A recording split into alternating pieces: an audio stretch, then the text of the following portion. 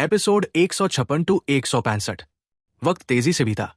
पलक झपकते ही शाम के 7 बज गए। आमतौर पर हिम शिखर कॉरपोरेशन शाम 6 बजे बंद हो जाता था, लेकिन आज नववर्ष की पूर्व संध्या थी और नववर्ष समारोह होने वाला था, इसलिए 7 बजने के बाद भी कोई नहीं गया। शाम 7 बजे पूरी कंपनी में चहल पहल थी। लोग उत्साह से भरे चेहरों के साथ तीसरी मंजिल के हॉल की तरफ दौड़े। नववर्ष समारोह का आयोजन तीसरी मंजिल के हॉल में था, जो प्रेसिडेंट ऑफिस के बगल में था, जहां हर तरह के बड़े आयोजन होते थे। जब अभय सिंह और बाकी लोग तीसरी मंजिल के हॉल में पहुंचे तो हॉल लोगों से भरा था। सीईओ शालिनी गुप्ता मंच पर बैठी थी, साथ में जियान जुन जनरल मैनेजर और विभागों के डायरेक्टर भी थे। कम से कम 15 विभागों के कर्मचारी हॉल के चारों तरफ बैठे थे। हॉल के सामने एक बड़ा मंच बनाया गया था, जिसमें LCD screen, lighting, loudspeaker, microphone और दूसरा सामान था। चारों तरफ नववर्ष की शुभकामनाएं लिखे बैनर लगे थे। अभय सिंह, श्यामली वर्मा और ललिता सेल्स डिपार्टमेंट के प्रतिनिधि थे और उन्हें बैकस्टेज के वेटिंग रूम में ले जाया गया। वेटिंग रूम में 45 कर्मचारी थे। सभी अपने अपने विभागों के प्रतिनिधि थे। कुछ अग्रणी लोग मेकअप कर रहे थे और अपनी पंक्तियां दोहरा रहे थे। बड़े भाई अभय, इतने सारे लोग प्रतियोगिता में हिस्सा ले रहे हैं, मैं थोड़ा घबरा रही हूं। श्यामली वर्मा की पतली पलकें हल्के से झपकी। उसके मासूम चेहरे पर थोड़ी बेचैनी थी। श्यामली दीदी, घबराओ मत, सब ठीक होगा। अभय ने श्यामली का छोटा हाथ पकड़ा, उसकी हथेली खरोंची और हंसते हुए कहा। कमबख्त अपनी हथेली पर गुदगुदी महसूस करके श्यामली के मासूम चेहरे पर शर्मिंदगी की झलक दिखी। दूसरों के सामने हाथ पकड़े जाने से वो बहुत शर्मा रही थी। हालांकि उसने कमबख्त कहा, लेकिन उसने अभय का हाथ नहीं छोड़ा और उसे पकड़े रहने दिया। अभय की हथेली से एक गर्माहट मिल रही थी, जिससे उसे बहुत आराम मिल रहा था। अरे, ये तो श्यामली वर्मा है, ये तेरा बॉयफ्रेंड है क्या? अचानक एक हल्की आवाज आई। बोलने वाली एक नीली ड्रेस में औरत थी। वो अपनी 20 के मध्य में थी, लिपस्टिक और भारी मेकअप के साथ। उसकी लंबाई औसत थी, कम कपड़े पहने थे और त्वचा का बड़ा हिस्सा खुला था। वो अच्छी दिखती थी, लेकिन श्यामली वर्मा से बहुत पीछे थी। उसका नाम ममता वशिष्ठ था, पब्लिक रिलेशंस डिपार्टमेंट की टीम लीडर। उसका श्यामली वर्मा से रिश्ता अच्छा नहीं था और कुछ झगड़े भी हुए थे। औरतें स्वाभाविक रूप से जलनशील होती है। खुद से ज्यादा खूबसूरत औरतों को देखकर उनके मन में हल्की दुश्मनी आ ही जाती है। ममता वशिष्ठ, बकवास मत करो। ये अभय सिंह है, हमारे सेल्स डिपार्टमेंट के कर्मचारी, मेरे बॉयफ्रेंड नहीं। श्यामली की खूबसूरत भौहें हल्के से सिकुड़ी और उसने हल्के से कहा। उसे सामने वाली ममता वशिष्ठ पसंद नहीं थी। जाहिर है वो दोस्ताना नजर नहीं दिखाएगी। अभय सिंह, श्यामली वर्मा तो ढीली है, वो कुंवारी नहीं है, मेरे साथ खेलो न। ममता ने मोहक ढंग से मुस्कुराते हुए अभय से कहा। ममता वशिष्ठ की श्यामली को ढीली कहने की बात सुनकर अभय ने हल्के से भौहें सिकोड़ी और थोड़ा नाराज हुआ। उसे जाहिर है पता था कि श्यामली वर्मा एक अच्छी लड़की और कुंवारी है, लेकिन सामने वाली ममता वशिष्ठ थोड़ी मोहक लग रही थी। ममता वशिष्ठ, मुझे लगता है ढीली तू है, एक नजर में पता चलता है कि तू कुंवारी नहीं है। अभय ने हल्के से मुस्कुराते हुए कहा। तू क्या कह रहा है? मैं कुंवारी नहीं हूं।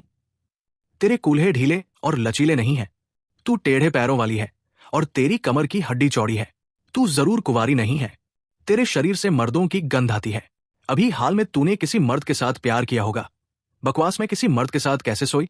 हाँ, तो फिर तेरी गर्दन पर मर्द का निशान क्यों है? अभय ने ममता वशिष्ठ की गर्दन की तरफ इशारा करते हुए हल्के से कहा। यह सुनकर आसपास के लोग ममता की गर्दन की तरफ देखने लगे। सचमुच वहां एक मर्द का निशान था। निशान बहुत साफ था, शायद अभी हाल में चूमा गया था और गायब नहीं हुआ था। आसपास की अजीब नजरें देखकर ममता वशिष्ठ का चेहरा पीला पड़ गया और वो बहुत गुस्से में थी। उसे पता था कि इस कमबख्त लड़के ने जो कहा वो सही था। वो अभी लॉजिस्टिक्स डिपार्टमेंट के हेड के साथ अंतरंग थी। इसके अलावा वो कुंवारी नहीं थी। उसने स्कूल में ही अपनी कौमार्य खो दी थी। अभय सिंह, तू हरामजादा। अभय के अपने राज खोलने की बात सुनकर ममता वशिष्ठ का चेहरा बहुत बदल गया और उसने गुस्से से कहा। ढीली औरत, बदसूरत भी। चुप रह। अभय ने ठंडे ढंग से मुस्कुराया और ममता वशिष्ठ को डांटा, जिससे वो बहुत गुस्से में हो गई। श्यामली वर्मा की आलोचना करने वाली ऐसी मोहक औरत के लिए अभय जाहिर है दोस्ताना नहीं होगा। डिंग, समारोह की घंटी बजी। श्यामली दीदी, समारोह शुरू हो गया, चलो प्रदर्शन की तैयारी करें। इस बदसूरत औरत को नजरअंदाज करो। अभय ने श्यामली का छोटा हाथ पकड़ा और ममता वशिष्ठ को नजरअंदाज करते हुए मंच की तरफ चला गया। कमबख्त, मैं तुझे माफ नहीं करूंगी। अभय की पीठ देखकर ममता वशिष्ठ की आंखें दुश्मनी से भरी थी। सच तो यह है कि ममता वशिष्ठ लॉजिस्टिक्स डिपार्टमेंट के हेड की रखेल थी और कंपनी में उसकी अच्छी ताकत थी। उसने पहले ही अभय से बदला लेने की सोच शुरू कर दी थी। प्रेसिडेंट होने के नाते शालिनी गुप्ता ने सबसे पहले मंच पर भाषण दिया। इसके बाद समारोह आधिकारिक रूप से शुरू हुआ। इस वक्त दर्शकों में सेल्स डिपार्टमेंट और पब्लिक रिलेशंस डिपार्टमेंट के हेड बात कर रहे थे। प्रिया शर्मा इस बार सेल्स डिपार्टमेंट जरूर हारेगा, पब्लिक रिलेशंस डिपार्टमेंट की हेड मेघालू ने ठंडे ढंग से कहा। वो 30 साल की औरत थी। उसका चेहरा सुंदर था, लंबी और पतली काया के साथ। प्रिया शर्मा की तरफ उसकी नजर उदासीन थी। मेघालू, प्रतियोगिता अभी शुरू नहीं हुई। तुझे कैसे पता कि हमारा सेल्स डिपार्टमेंट हारेगा? प्रिया शर्मा ने उसे हल्के से देखा। उसकी खूबसूरत आंखों में हल्की नाराजगी थी। उसे जाहिर है पता था कि मेघालू उसके खिलाफ क्यों थी, क्योंकि दोनों उत्कृष्ट डायरेक्टर की उपाधि के लिए प्रतिस्पर्धा कर रही थी। अगर उनके विभाग ने समारोह में जीत हासिल की तो उन्हें बोनस अंक मिलते। प्रिया शर्मा, मैं गारंटी देती हूं कि तुम्हारा सेल्स डिपार्टमेंट हारेगा। इस साल उत्कृष्ट डायरेक्टर मैं बनूंगी, शायद नहीं। देखते हैं कौन डरता है। फिर देखेंगे। जब दो खूबसूरत डायरेक्टर मंच पर बहस कर रही थी, कर्मचारी भी शोर मचाने लगे। ये अंदाजा लगाने की कौन जीतेगा। आखिर ये हर विभाग के सम्मान की बात थी। सभी लोग चाहते थे कि उनका विभाग जीते। शुरुआती प्रदर्शन गायन था। पहली बार मंच पर मानव संसाधन विभाग की एक महिला कर्मचारी आई। ये महिला कर्मचारी अच्छी दिखती थी और गाने में माहिर थी। बहुत सारे लड़के उसका हौसला बढ़ा रहे थे। फिर दूसरा, तीसरा और चौथा प्रदर्शन हुआ।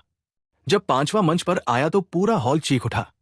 पांचवा जो मंच पर आया वो पब्लिक रिलेशंस डिपार्टमेंट की खूबसूरत ममता वशिष्ठ थी। ममता वशिष्ठ वो म्यूजिक स्कूल से ग्रेजुएट है और बहुत अच्छा गाती है। शायद इस साल नववर्ष समारोह के गायन समूह में कोई ममता वशिष्ठ से बेहतर नहीं गा सकता। सही कहा। मैं भी ममता वशिष्ठ की बहुत तारीफ करता हूं। आसपास के कर्मचारी शोर मचाने लगे। जैसे ही उन्होंने ममता वशिष्ठ को मंच पर आते देखा, उन्हें पता था कि इस साल गायन का विजेता पब्लिक रिलेशंस डिपार्टमेंट होगा। मेघालू, मुझे यकीन नहीं हो रहा कि तुमने सचमुच ममता वशिष्ठ को मंच पर गाने के लिए बुलाया। प्रिया शर्मा ने भौहे सिकोड़ते हुए मेघालू को घूरा।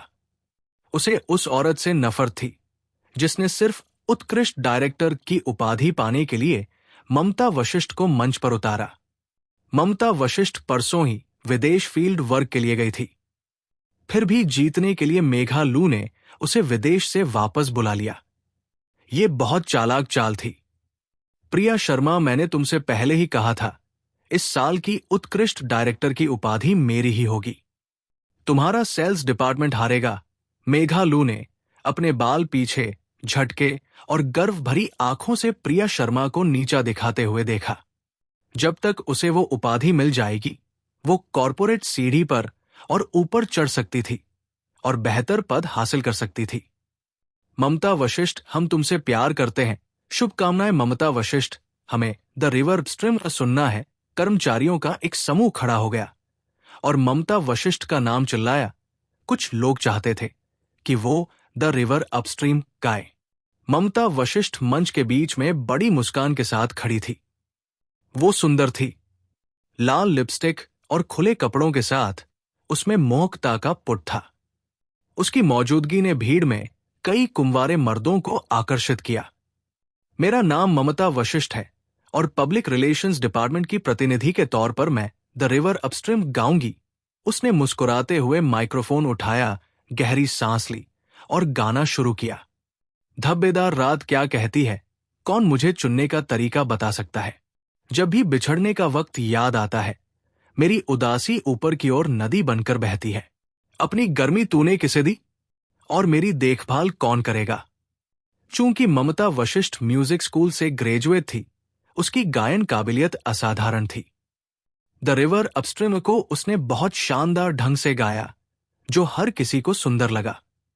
ताली ताली ताली। दर्शकों ने जोरदार तालियां बजाईं और ममता वशिष्ठ को ऊंची आवाज में चीयर किया कि उसने कितना अच्छा गाया। ममता वशिष्ठ का गाना दर्शकों ने अच्छे से लिया। ये देखकर मेघालू के चेहरे पर खुशी छा गई। दूसरी तरफ उसके बगल में बैठी प्रिया शर्मा का चेहरा उदास था। वो बस उम्मीद कर सकती थी कि अभय सिंह अच्छा करे। प्रिया शर्मा ने खुद कभी अभय को गाते नहीं सुना था, इसलिए उसे उसकी गायन काबिलियत नहीं पता थी। सिर्फ श्यामली वर्मा, जिसके साथ अभय पहले केटीवी गया था, उसने बताया था कि अभय की गायन काबिलियत अच्छी है। अगला प्रदर्शन सेल्स डिपार्टमेंट से अभय सिंह का है। वो हमारे लिए एक गाना गाएंगे। आइए सब उनका स्वागत करें। होस्ट ने माइक्रोफोन के जरिए अगले मेहमान और उसके गाने की घोषणा की। अभय सिंह ने अपनी शर्ट ठीक की, एक हैंडसम पोज बनाया और मंच की तरफ बढ़ा। रास्ते में उसकी टक्कर ममता वशिष्ठ से हुई, जो मंच से उतर रही थी। अभय सिंह, गायन काबिलियत में तू मेरा मुकाबला नहीं कर सकता, ममता वशिष्ठ ने ठंडे ढंग से हंसते हुए अभय को ताने मारते हुए देखा। ममता वशिष्ठ अभय से नफरत करती थी। उसने कुछ देर पहले उसे अपमानित किया था और बदसूरत कहा था। सभी औरतें खूबसूरती पसंद करती हैं और सुंदर कहलाना चाहती हैं, इसलिए अभय के उसे बदसूरत कहने से वो बहुत गुस्से में थी। कुएं का मेंढक जो नहीं जानता कि आकाश कितना बड़ा है, अभय सिंह, तू मुझे कुएं का मेंढक कहने की हिम्मत करता है? तू सिर्फ कुएं का मेंढक ही नहीं, बल्कि ऐसा मेंढक है जो गा भी नहीं सकता। अभय सिंह, बड़बोलापन ही तेरा काम है। तुझे लगता है मैं बुरा गाती हूं? तो अपनी गायन कला दिखा, मैं तुझे बताऊंगा कि असली गायन क्या होता है। एक मर्द का औरत के लिए प्यार क्या होता है। अभय ने घमंड से जवाब दिया और उसकी तरफ और ध्यान न देते हुए मंच की ओर बढ़ गया। मैं सेल्स डिपार्टमेंट से अभय सिंह हूं और मैं फेयरवेल माय कॉन्सुबाइन गाऊंगा। मैं ये गाना अपनी बॉस शालिनी गुप्ता को समर्पित कर रहा हूं। अभय ने मुस्कुराते हुए अपने गाने को शालिनी गुप्ता के लिए समर्पित करने का फैसला किया। आज नववर्ष था, जाहिर है उसे अपनी बीवी को तोहफा देना था। ये लड़का कौन है जो बॉस को गाना समर्पित करने की हिम्मत करता है? उसने कहा वो सेल्स डिपार्टमेंट से अभय सिंह है। लगता है इसमें हिम्मत है, जो बॉस के लिए गाने की हिम्मत कर रहा है।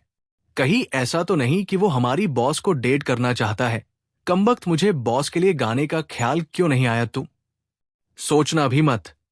अगर तूने बॉस के लिए गाने की हिम्मत की तो कल तक तुझे निकाल दिया जाएगा।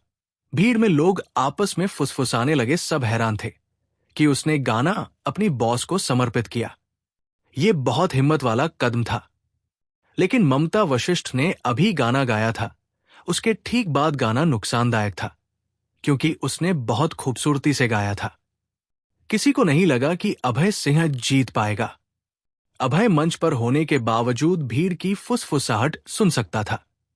द रिवर अपस्ट्रीम अच्छा था, लेकिन उसे पता था कि वो फेयरवेल माय कॉन्सुबाइन के करीब भी नहीं था। एक युगों की प्रेम कहानी दीवाने जोड़े की। फेयरवेल माय कॉन्सुबाइन गाने के लिए गायक को असली भावनाएं डालनी पड़ती हैं, तभी ये गाना दर्शकों को छू सकता है। अभय ने हाथ में माइक्रोफोन उठाया, गहरी सांस ली और अपना प्रदर्शन शुरू किया। मैं हवा के बीच खड़ा हूं। नफरत मेरे धड़कते दिल को नहीं डिगा सकती। जब मैं बादलों को देखता हूं तलवार हाथ में लिए, मैं पूछना चाहता हूं कि हम सब में नायक कौन है? दुनिया में लाखों हैं, लेकिन मैं सिर्फ तुमसे प्यार करता हूं, ऐसा अभय भावनाओं से गा रहा था। शांग यू ने अपनी आत्महत्या के पल तक यू जी से मरते दम तक प्यार किया था। पूरा समारोह हॉल शांत था। हर कोई इस मार्मिक प्रेम कहानी में डूब गया था। अपने प्रिय के लिए मरने की इच्छा, इससे बड़ा प्यार कोई नहीं था। शालिनी गुप्ता ने अपने हरे भरे जेड जैसे हाथों से मुंह ढका। उसकी खूबसूरत आंखों में आंसुओं की छाप थी। वो बहुत प्रभावित हुई थी। उसे पता था कि ये गाना अभय सिंह का उसके लिए तोहफा था और उसे ये बहुत पसंद आया था। पति, सच कहूं तो मुझे भी तुमसे प्यार है, शालिनी ने चुपके से फुसफुसाया। उसकी नजरें अभी भी मंच पर अभय से नहीं हटी थी। ताली ताली ताली ताली ताली। हॉल तालियों से गूंज उठा। हर किसी ने अभय के शानदार गायन के लिए खड़े होकर तालियां बजाईं। उसने एक मर्द के औरत के लिए प्यार को अपने गाने से इतने जीवंत ढंग से व्यक्त किया था। फेयरवेल माय कॉन्सुबाइन बहुत अच्छा है, द रिवर अपस्ट्रीम से भी बेहतर। मुझे भी ऐसा लगता है, बहुत मार्मिक गाना था, मुझे लगता है इस गायन प्रतियोगिता में अभय सिंह जरूर जीतेगा। चारों तरफ दर्शक अपनी राय व्यक्त करने लगे। वो उत्साह भरे चेहरों से अभय को देख रहे थे। कुछ महिला कर्मचारियों ने तो अभय सिंह, हम तुमसे प्यार करते हैं तक चिल्लाया। हिम शिखर कॉरपोरेशन में अभय की लोकप्रियता तेजी से बढ़ गई। उसकी प्रतिष्ठा बॉस शालिनी गुप्ता से ज्यादा अलग नहीं थी। मंच पर कई सीनियर मैनेजमेंट कर्मचारी अभय को प्रशंसा से देख रहे थे। उसने गाना इतना अच्छा गाया था कि वो भी प्रभावित हो गए थे। मेघा लू, तुम्हारा पब्लिक रिलेशंस डिपार्टमेंट हारने वाला है, प्रिया लू ने अपने बाल ठीक किए और उत्साह भरे चेहरे से कहा। उसे पता था कि फेयरवेल माय कॉन्सुबाइन जरूर जीतेगा। मेघा लू का चेहरा उसकी बात सुनकर बदल गया। वो जवाब देना चाहती थी, लेकिन आसपास के सब लोग अभय की तारीफ कर रहे थे, तो उसने खामोश रहने का फैसला किया। कमबख्त अभय सिंह, ये कहां से आया जो इतना अच्छा गाना गा सकता है? मेघा लू बहुत परेशान थी। अभय सिंह ने जैसी उम्मीद थी गायन प्रतियोगिता में पहला स्थान हासिल किया और सेल्स डिपार्टमेंट को अच्छी रैंकिंग दिलाई। इसके बाद जल्द ही श्यामली वर्मा ने भी पियानो प्रतियोगिता में पहला स्थान पाया।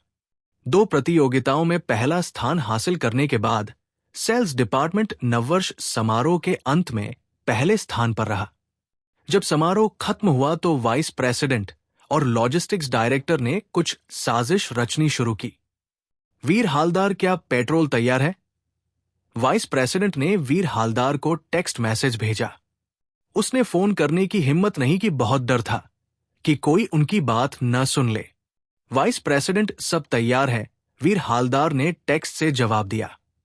अच्छा, वेटिंग रूम और आसपास के इलाके में पेट्रोल डाल दो। प्रतियोगिता के सभी प्रतिभागियों का इंतजार करो, जिसमें अभय सिन्हा भी शामिल हो, और फिर आग लगा दो।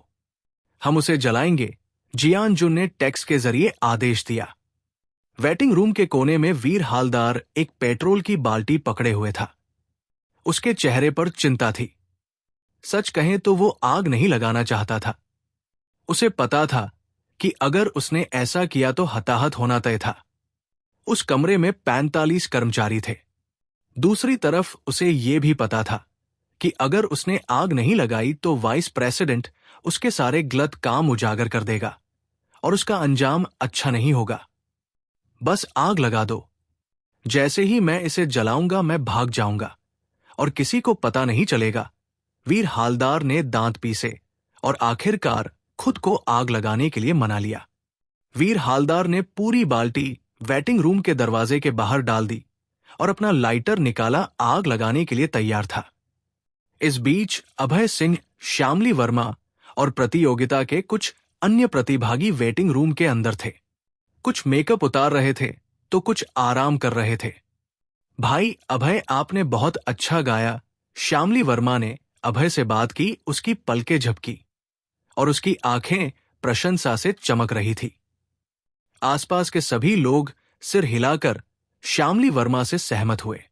वो सब अभय के गायन से मंत्रमुग्ध थे। छोटी श्यामली, तेरी पियानो कला भी बहुत अच्छी थी, अभय ने मुस्कुराते हुए जवाब दिया। वेटिंग रूम के अंदर दूसरे विभागों के कई कर्मचारी अभय के पास आए और उससे बात करने लगे। उसे और जानना चाहते थे। कुछ गड़बड़ है, पेट्रोल की गंध आ रही है। अभय का चेहरा अचानक बदल गया। उसे पेट्रोल की गंध से बहुत संवेदनशीलता थी, क्योंकि वो पहले वुल्फ कॉन्टिनेंट में रहता था और वहां उसे अक्सर ऐसी गंध का सामना करना पड़ता था। लेकिन यहां हिम शिखर कॉरपोरेशन थी।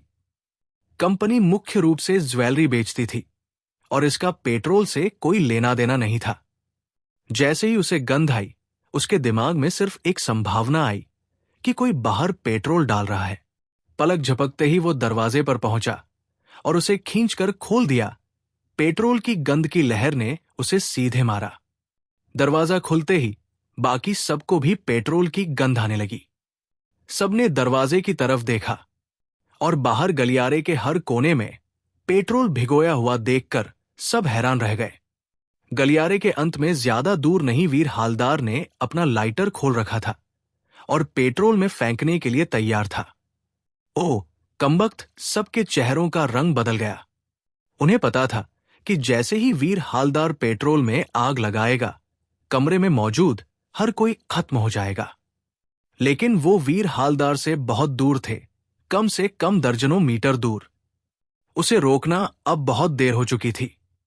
जब वीर हालदार ने अभय को दरवाजा खोलते देखा तो उसका चेहरा तुरंत बदल गया। वो मूल रूप से पेट्रोल में आग लगाते ही भाग जाना चाहता था, लेकिन इससे पहले कि वो ऐसा कर पाता, दरवाजा खुल गया।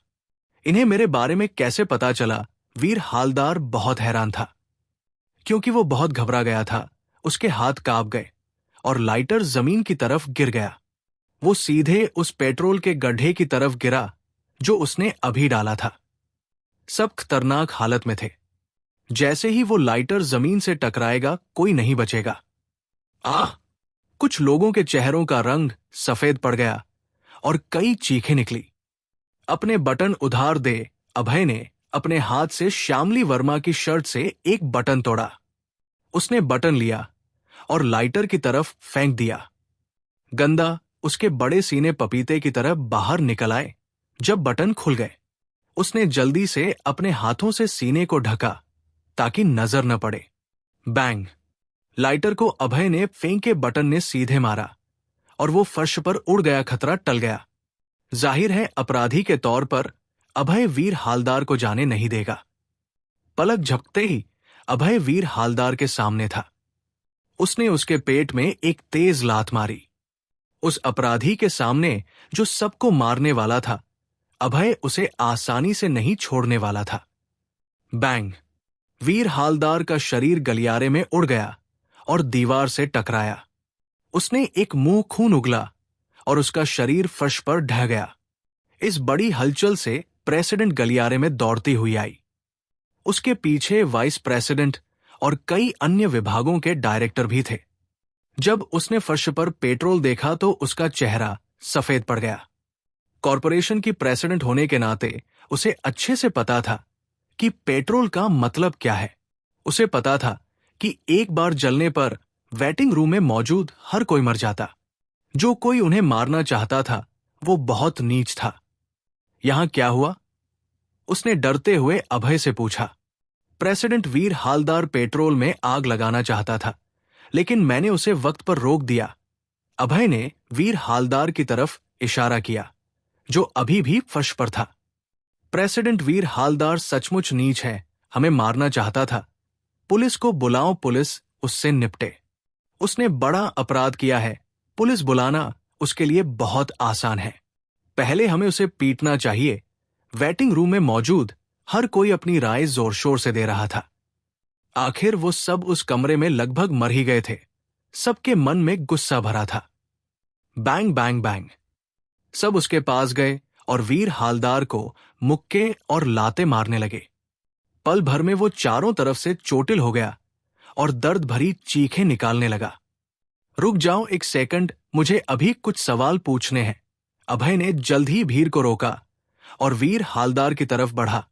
वीर हालदार, जवाब दे, तूने वेटिंग रूम में आग क्यों लगानी चाहिए? अभय ने उससे सवाल किया। वीर हालदार ने अभय को देखा, फिर जियानजुन को। उसके होंठ हल्के से हिले, लेकिन अभय के सवाल पर उसने कुछ नहीं कहा। जब उसने वीर हालदार की आंखों की हरकत देखी तो उसका पीछा किया और तुरंत समझ गया। जब उसकी नजर जियानजुन पर पड़ी, उसे पता था कि वीर हालदार कंपनी का लॉजिस्टिक्स डायरेक्टर था, जो बहुत अच्छा पद था। ऐसा पद जिसमें आसानी से कंपनी के पैसे हड़पे जा सकते थे, जरूरत से ज्यादा बजट दिखाकर। कंपनी में आग लगाना ऐसा काम था जिसे सिर्फ कंपनी से निकाले जाने से नहीं निपटाया जा सकता था। अगर वो पकड़ा गया तो ये जेल तक जा सकता था।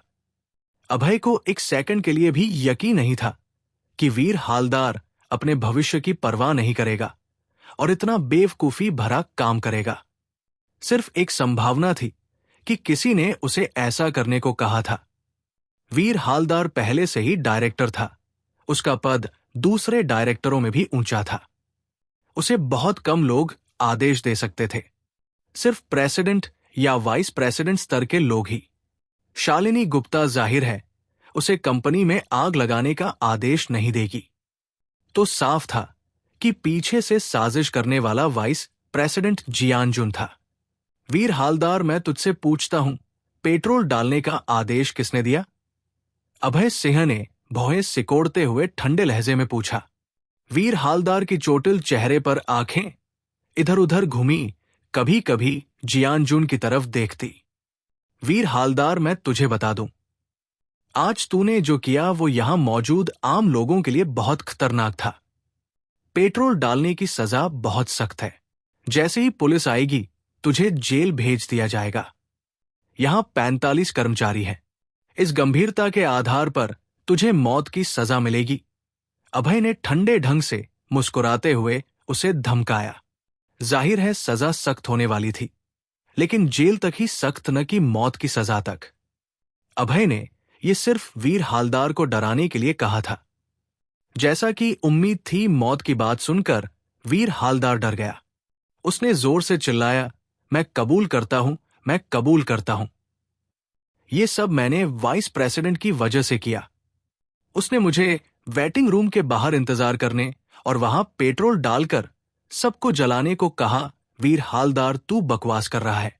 मैंने तुझे कभी आग लगाने का आदेश कब दिया? जियान ने चिल्लाकर जवाब दिया। वो खुश नहीं था। आग लगाने का आदेश देना बहुत बड़ा अपराध था। जाहिर है जियान इसे कबूल नहीं करने वाला था। अगर उसने ऐसा किया तो उसे जेल जाना पड़ता। ये वो टेक्स्ट मैसेज है जो तुमने मुझे भेजा था। ये तुमने ही मुझे ऐसा करने को कहा था। वीर हालदार ने अपनी जेब से फोन निकाला और हवा में लहराया। फोन देखकर जियान का चेहरा सफेद पड़ गया। सारी योजना के बाद वो टेक्स्ट मैसेज के बारे में भूल गया था। बात सुन लिए जाने के डर से उसने कॉल करने के बजाय टेक्स्ट मैसेज भेजे थे। उसे नहीं पता था कि ये उसे ही काटने आएगा। जियान वीर हालदार की तरफ दौड़ा, उससे फोन छीनकर तोड़ना चाहता था। उसकी सुरक्षित रहने की एकमात्र उम्मीद फोन तोड़ना था, ताकि कोई सबूत न बचे। लेकिन जैसे ही उसने फोन पकड़ा और उसे तोड़ने के लिए हाथ उठाया, उसका दायां हाथ किसी और हाथ ने पकड़ लिया। जियान ने सिर घुमाया तो देखा अभय सिंह ठीक उसके पीछे खड़ा था और उसका हाथ मजबूती से पकड़े हुए था। सबूत मिटाना चाहता है? अभय ने उससे फोन छीना और एक लात से जियान को फर्श पर गिरा दिया। अभय ने फोन लिया और मैसेज स्क्रॉल किए, और जैसी उम्मीद थी उसे जियान के भेजे मैसेज मिले। पेट्रोल डालने के आदेश। एक बड़ा संकट अभय की बिजली सी तेज हरकतों से बहुत अच्छे से हल हो गया। डर के बाद हर कोई अभय का बहुत आभारी था। उन्हें पता था कि अगर अभय न होता तो ये एक आपदा होती। एक साथ सबने अभय को आभार और प्रशंसा भरी नजरों से देखा। अलग अलग विभागों की महिलाओं ने अभय को चमकती आंखों से देखा। सबके चेहरों पर उसके लिए प्यार था।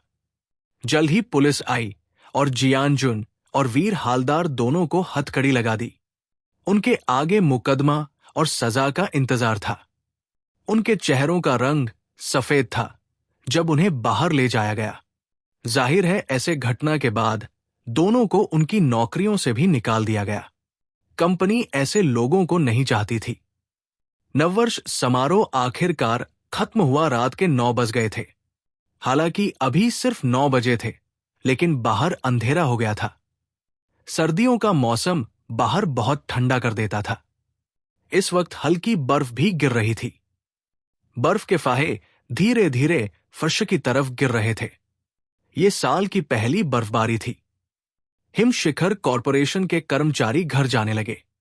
जाते वक्त ज्यादातर बातें अभय सिंह के बारे में थी। हालांकि वो सेल्स डिपार्टमेंट का एक छोटा कर्मचारी था, लेकिन कंपनी में उसकी लोकप्रियता शालिनी गुप्ता से कम नहीं थी। शालिनी गुप्ता खुद गाड़ी चलाकर घर गई। अभय सिंह जाहिर है उसके साथ नहीं गया। लोगों को उनके रिश्ते का पता न चले, इसके लिए उसने टैक्सी ली। Villa number 13। ड्राइंग रूम के अंदर शालिनी ने सफेद नाइटवेयर पहना था। उसकी काया सफेद कपड़ों के साथ और भी नाजुक लग रही थी। उसका शरीर और लाल चेहरा अभय को उससे नजरें हटाने नहीं दे रहा था। प्यारे, आज के लिए शुक्रिया, शालिनी ने शर्माते हुए अभय को मुस्कुराकर धन्यवाद दिया। अभय ने न सिर्फ कंपनी को बचाया बल्कि उसे एक गाना भी समर्पित किया। गाने के बोल एक मर्द के औरत के लिए अटूट प्यार के बारे में थे, जिसने शालिनी को छू लिया था। बीवी, धन्यवाद की जरूरत नहीं। मुझे इनाम चाहिए। क्या इनाम चाहिए? मुझे एक चुम्मी चाहिए, अभय ने मुस्कुराते हुए कहा। उसकी आंखें चमक रही थी। कहावत है, लोहा गर्म है तो हथौड़ा मारो। एक ही दिन में उसने बहुत कुछ किया था, जिससे उसे उसकी कृतज्ञता महसूस हुई। ये सबसे अच्छा वक्त था ऐसी चीजें मांगने का जो आम तौर पर नहीं होती। वरना अगर वो इंतजार करता जब तक शालिनी फिर से बर्फ की रानी बन जाती तो उससे चुम्मी जैसी चीजें मांगना मुश्किल हो जाता। उसकी मांग सुनकर उसके चेहरे पर असहजता दिखी। शालिनी को थोड़ा जर्मफोबिया था। वो बचपन से लोगों को छूने से नफरत करती थी। उसे मर्दों से ज्यादा संपर्क पसंद नहीं था, इसलिए उसका व्यक्तित्व ठंडा था। इस वक्त उसका पति उसे चूमना चाहता था और उसे समझ नहीं आ रहा था कि जवाब कैसे दे। लेकिन उसने आज उसके लिए इतना किया था, वो सीधे मना भी नहीं कर सकती थी। मेरा पति मुझे चूमना चाहता है, मैं क्या करूं? उसका चेहरा और लाल हो गया। उसका दिल तेजी से धड़कने लगा। मेरी बीवी, मैं आ रहा हूं। अभय ने शरारती मुस्कान दी और उसके कमर को अपनी बाहों में लिया। उसने उसे फ्रेंच चुम्मी दी, जो फ्रेंच जोड़ों के बीच सबसे रोमांटिक चीज होती है। वो बुरा लड़का धमकाने वाला। शालिनी का शरीर हल्के से कांपा। वो शर्मा रही थी और उसकी आंखों में शर्मिंदगी थी। अभय की मर्दाना मौजूदगी में डूबते हुए उसने खुद को छोड़ दिया। फ्रेंच चुम्मी आधे घंटे तक चली। उसके बाद उसके होंठ पूरी तरह लाल हो गए। गंदा उसकी शर्मिंदगी कम नहीं हुई और उसने शर्मिंदगी भरे गुस्से से कहा, छोटी शालिनी, वो तुम्हारी पहली चुम्मी थी। 24 साल तक संभाली और अब चली गई। उसे समझ नहीं आ रहा था कि क्या महसूस करे। उसके लिए हालांकि वो सतह पर इसे नकारती थी, गुप्त रूप से उसे सचमुच मजा आया था। प्यारी, एक और चाहिए? उसके फूले होंठ देखकर उसने अपने होंठ चटकाए एक और चुम्मी चाहते हुए। नहीं, मेरे होंठ सूज गए हैं, मैं थोड़ा आराम करना चाहती हूं। शालिनी ने अपना छोटा सिर टांगों के बीच छुपा लिया। बहुत शर्मिंदगी की वजह से सिर उठाने की हिम्मत नहीं हुई। हिमशिखर कॉरपोरेशन की प्रेसिडेंट उसका नाजुक कमजोर पक्ष देखकर पूर्वांचल शहर के किसी भी मर्द का दिल टूट जाता। शालिनी के हल्के सूजे होंठ देखकर अभय उसे और जबरदस्ती नहीं करना चाहता था। आखिर उसने उसकी पहली चुम्मी जो ले ली थी, ये उसके पूरे दिल को पाने की ओर एक कदम था। उसे यकीन था कि अपनी मेहनत से जल्द ही वो आखिर तक पहुंच जाएंगे। प्यारे, मुझे अब आराम करना है, उसने शर्माते हुए कहा और दूसरी मंजिल की तरफ दौड़ गई। उसका दिल धड़क रहा था। मैं तेरा पति हूं, कोई बुरा भेड़िया नहीं। डरने की क्या बात है? अभय ने मुस्कुराते हुए शालिनी को देखा जो भाग गई। जाहिर है उसे पता था कि ये उसकी बहुत ज्यादा शर्मिंदगी की वजह से था। आखिर उसकी पहली चुम्मी जो थी। अगले दिन मौसम उदास था। पूरी रात बर्फबारी हुई थी और जमीन सफेद चादर से ढक गई थी। पेड़ों, घरों और सड़कों पर बर्फ थी। पूरी दुनिया बर्फ से ढकी हुई थी। अभय सिन्हा बहुत सुबह उठा। नहा धोकर और नाश्ता करने के बाद वो काम पर जाने की तैयारी करने लगा। हालांकि वो जल्दी उठा था, लेकिन शालिनी गुप्ता उससे पहले उठ चुकी थी और काम पर जा चुकी थी। रिंग जैसे ही अभय बाहर निकलने को तैयार था, उसका फोन बजा। उसने फोन निकाला और देखा कि ये रूपा सिन्हा का था। गंदीदी, क्या हुआ? उसने फोन उठाकर कहा। आज काम पर मत जा, मेरे साथ पहाड़ी पर चल, रूपा सिन्हा की आवाज फोन से सुनाई दी। ठीक है, मैं काम से एक दिन की छुट्टी ले लूंगा। अभय ने सिर हिलाया और रूपा सिन्हा की मांग मान ली। वो उसे मना नहीं कर सकता था, क्योंकि उसने अभी उसके साथ रात बिताई थी। चूंकि वो बर्फ देखना चाहती थी, तो उसे जाहिर है साथ देना था। अभय ने श्यामली वर्मा को फोन किया और कहा कि आज वो बीमार है, इसलिए छुट्टी चाहिए। श्यामली वर्मा ने अभय के बीमार होने की बात सुनकर चिंता जताई। उसने उसके स्वास्थ्य के बारे में पूछा, लेकिन अभय ने सवालों को टाल दिया। फिर अभय विला नंबर 14 की तरफ बढ़ा, जहां रूपा सिन्हा उसका इंतजार कर रही थी। चूंकि बर्फबारी हुई थी और मौसम ठंडा था, रूपा सिन्हा ने सफेद डाउन जैकेट पहनी थी। उसका मोहक चेहरा गुलाब की तरह था और उसकी त्वचा बर्फ जैसी सफेद। उसकी आंखें पानी की झीलों की तरह थी और सितारों की तरह चमक रही थी। उसकी काया विलो की तरह पतली थी। वो सर्दियों की परी की तरह थी, मोहक, सुंदर और आकर्षक। चाहे कोई भी वक्त या मौका हो, वो हमेशा अपनी अनोखी मौजूदगी बिखेरती थी। ये मोहक मौजूदगी रूपा सिन्हा की खासियत थी। ये एक शानदार मोहक सुंदरता थी। अभय पहली नजर में रूपा सिन्हा से मंत्रमुग्ध हो गया। रूपा सिन्हा हमेशा खूबसूरत थी, लेकिन उसके पोषण के बाद वो और भी सुंदर हो गई थी। उसमें एक नई परिपक्व आकर्षण था। गंदीदी, आप आज बहुत सुंदर लग रही है, अभय ने गर्म नजरों से तारीफ की। मुझे गंदीदी मत कहो, फिर क्या कहूं? मुझे रूपा कहो, रूपा सिन्हा ने मोहक ढंग से मुस्कुराया।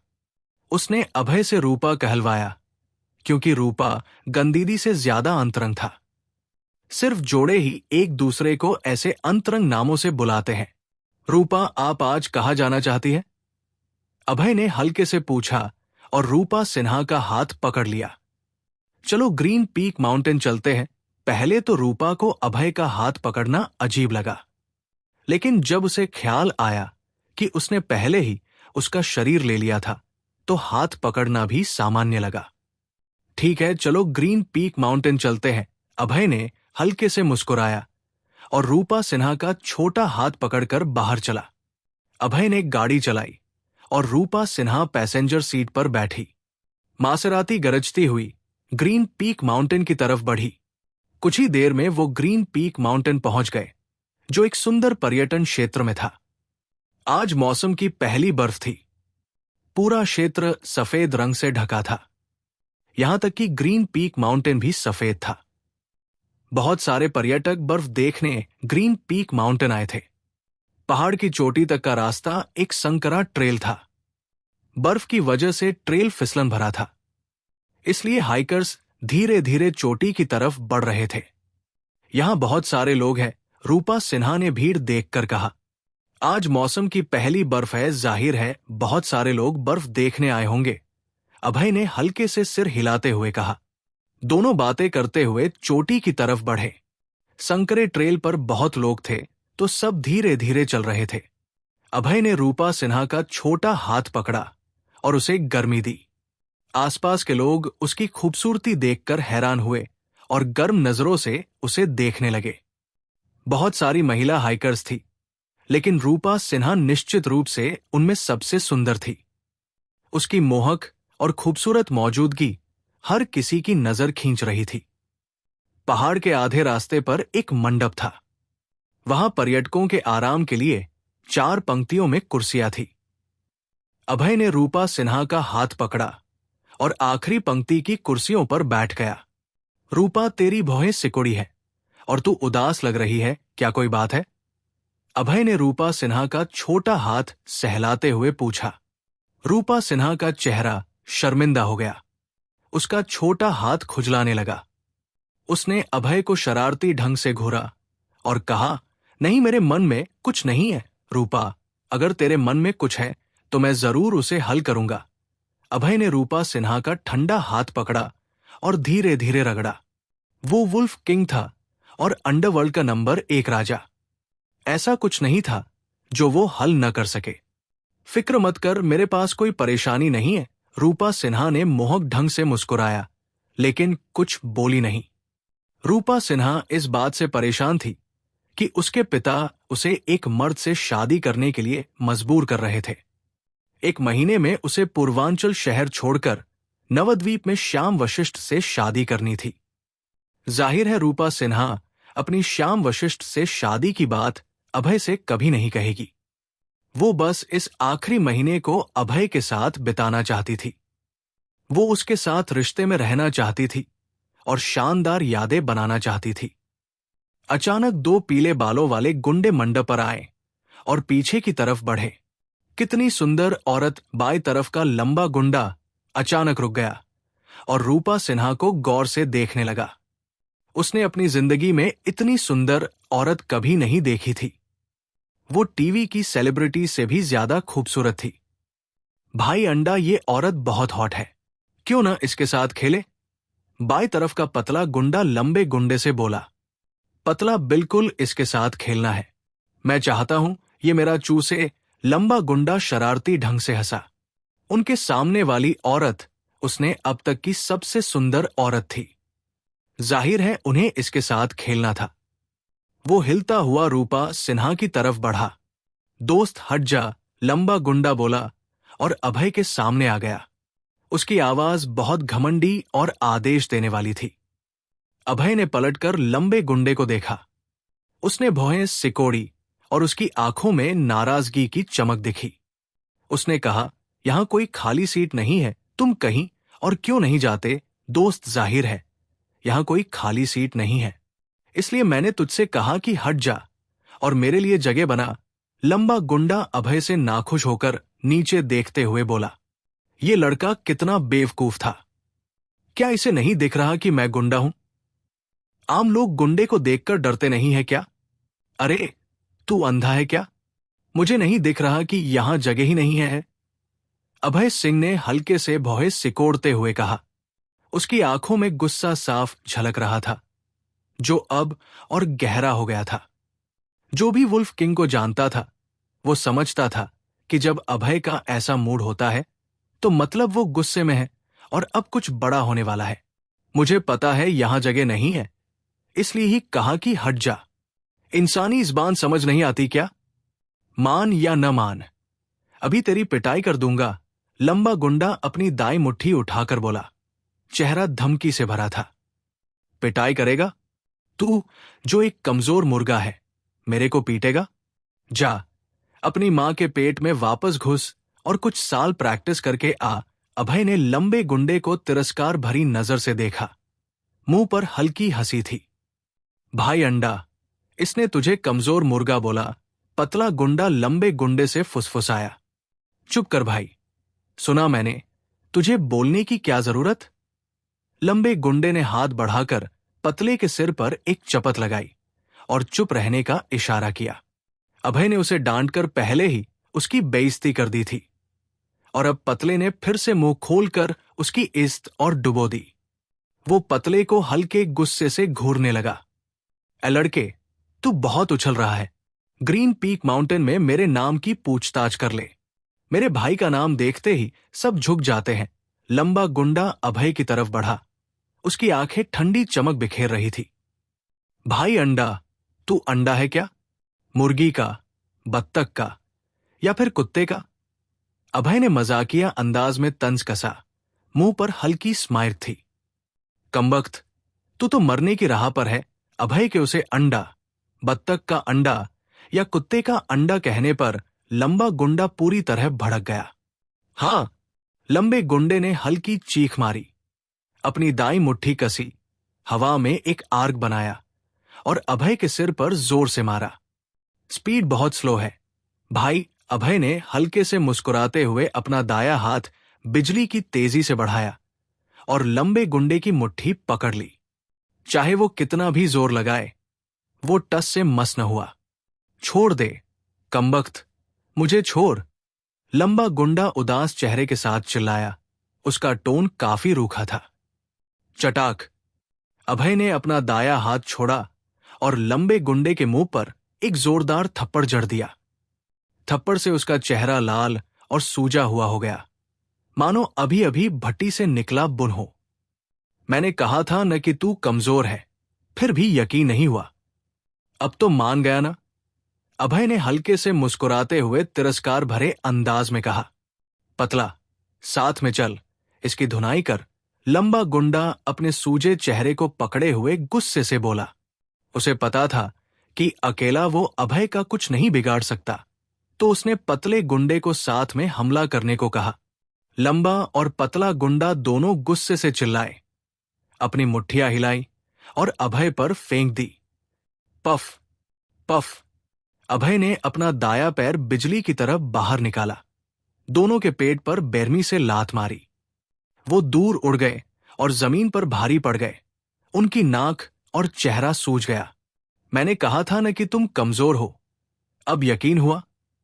अभय दोनों गुंडों के पास आया, अपने पैर उनकी पीठ पर रखे और ठंडी आवाज में पूछा, हाँ भाई, यकीन हो गया? हम कमजोर मुर्गे हैं। प्लीज हमें छोड़ दो। लंबा और पतला गुंडा जमीन पर लेटे हुए रहम की भीख मांग रहे थे। उनके शरीर में तेज दर्द था। मुझे दोबारा दिखाई मत देना, वरना हर बार पीटेगा। निकल यहां से, अभय ने ठंडे लहजे में कहा और अपने पैर उनकी पीठ से हटा लिए। निकलते हैं, अभी निकलते हैं। लंबा गुंडा उठा, पतले के सहारे, और लंगड़ाते हुए दूर की तरफ बढ़ गया। दूर एक कोने में पहुंचकर लंबे गुंडे का चेहरा गुस्से से भर गया। उसने धीमी आवाज में कहा, इस कुत्ते कुतिया की जोड़ी को मैं जरूर मजा चखाऊंगा। भाई अंडा, वो लड़का अभी बहुत तगड़ा था। हम दो उसके सामने शायद टिक न पाए। पतला गुंडा दर्द से मुंह बनाते हुए बोला, वो तगड़ा है, लेकिन ये मत भूल कि हमारे पहाड़ की चोटी पर दर्जनों लोग हैं। जब वो चोटी पर पहुंचे तो भाई बाओ से उसे सबक सिखाने को कहेंगे। लंबा गुंडा ठंडी मुस्कान के साथ बोला, हां, भाई बाओ को बुलाए। भाई बाओ ताइक्वांडो मास्टर हैं, वो इस लड़के को जरूर ढेर कर देंगे। पतला गुंडा सहमत हुआ। उसे भाई बाओ की ताकत पर पूरा भरोसा था।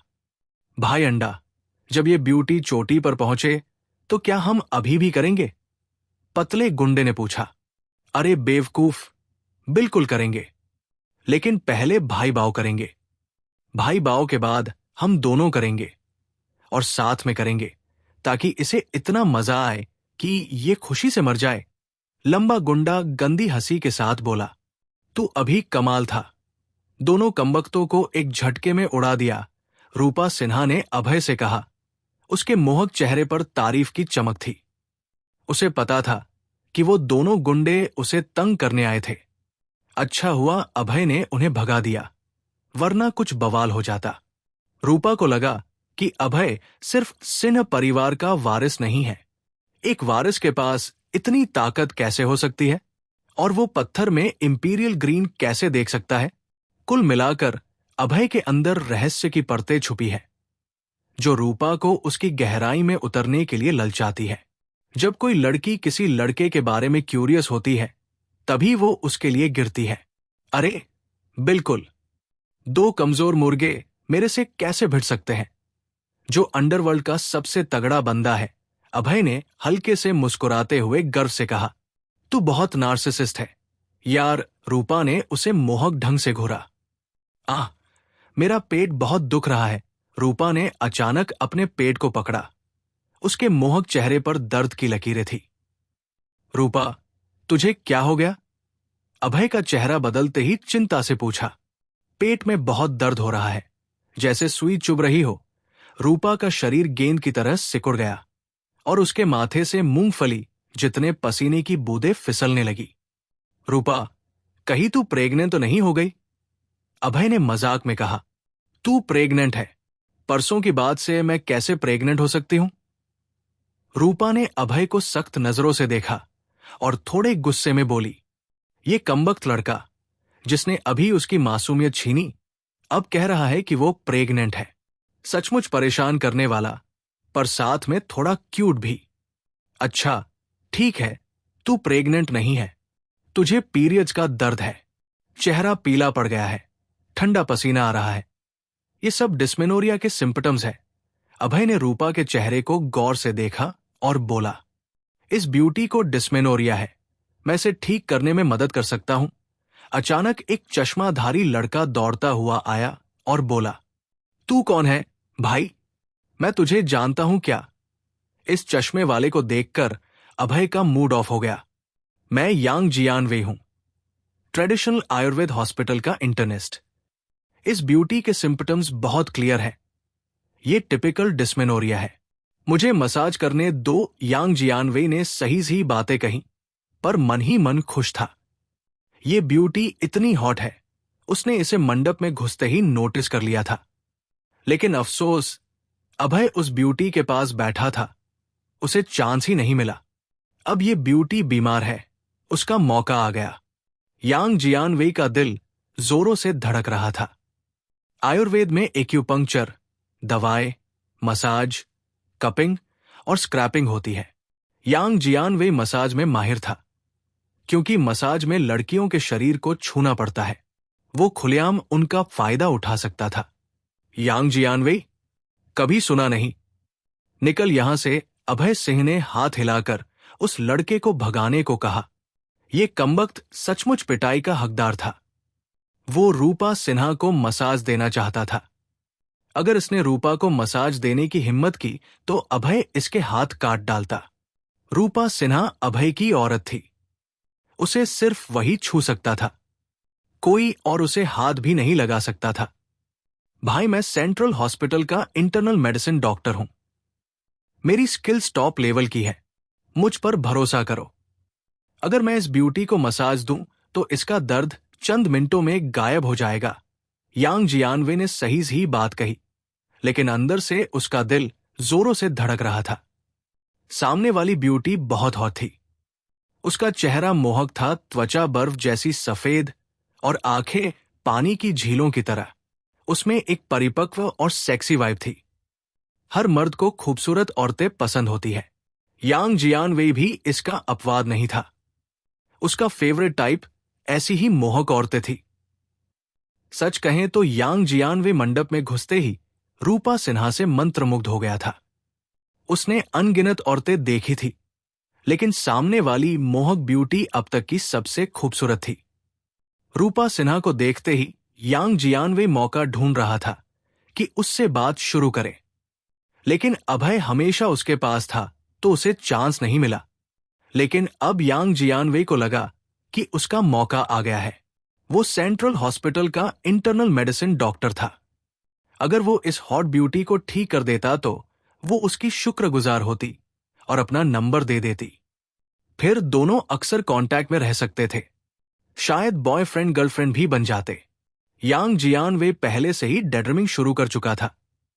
मैं इसका पेट दर्द ठीक कर दूंगा, यहां तेरी जरूरत नहीं, निकल ले।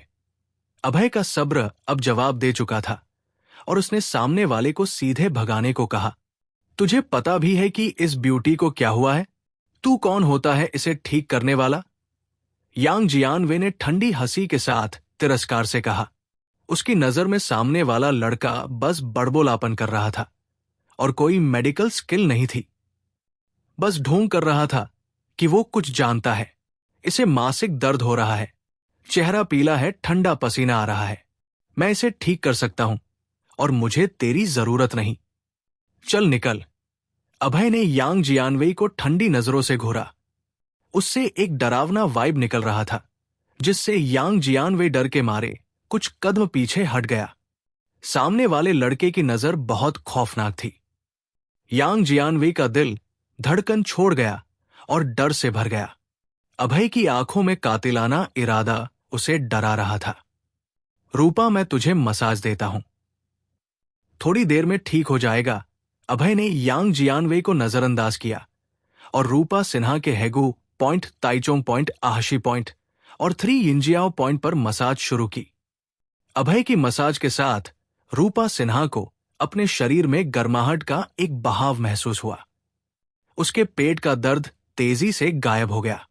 2 मिनट बाद रूपा सिन्हा की पीली त्वचा फिर से चमकदार हो गई। उसके पेट का दर्द पूरी तरह चला गया था। तू बहुत तगड़ा है यार, मेरा पेट दर्द गायब हो गया, रूपा सिन्हा ने मोहक ढंग से अभय को थम्सअप देते हुए कहा। उसे उम्मीद नहीं थी कि अभय की मसाज इतनी असरदार होगी। उसने चंद मिनटों में उसके मासिक दर्द को ठीक कर दिया। पहले उसका मासिक दर्द हमेशा लंबे वक्त तक रहता था। अच्छा है कि तू अब ठीक है, आगे से ठंडा खाना मत खाना। सुबह तूने कोई चिल डिश खाई होगी ना? अभय ने उसका छोटा हाथ रगड़ते हुए पूछा। हाँ, रूपा सिन्हा ने सिर हिलाकर दिखाया कि उसे समझ आ गया। उसने सुबह ठंडा खाना खाया था और रात को ठीक से सोई नहीं थी, जिससे उसका मासिक दर्द शुरू हो गया था। इस लड़के में सचमुच मेडिकल स्किल्स है। यांग जियानवे को यकीन नहीं हो रहा था कि अभय ने अपनी मसाज से उस ब्यूटी को ठीक कर दिया। अगर वो खुद उस ब्यूटी को मसाज देता तो दर्द कम होने में 10 मिनट से ज्यादा लगते, लेकिन सामने वाले लड़के ने सिर्फ 2 मिनट में उसे ठीक कर दिया। ये उसे उदास कर रहा था। इस लड़के की मेडिकल स्किल्स बहुत जबरदस्त है। सिर्फ मसाज से उसने ब्यूटी का दर्द ठीक कर दिया। हाँ, कमाल है। मेरा कंधा दुख रहा है, पता नहीं वो इसे ठीक कर सकता है कि नहीं। क्यों ना उस लड़के से मदद मांग ले। ठीक है, ट्राई करती हूं। एक 50 साल की औरत अभय की तरफ बढ़ी और बोली, बेटा, तेरी गर्लफ्रेंड बहुत ब्यूटीफुल है। मेरा कंधा दुख रहा है, क्या तू इसे ठीक कर सकता है? औरत की जुबान बहुत मीठी थी। उसने बोलते ही अभय की गर्लफ्रेंड की तारीफ कर दी।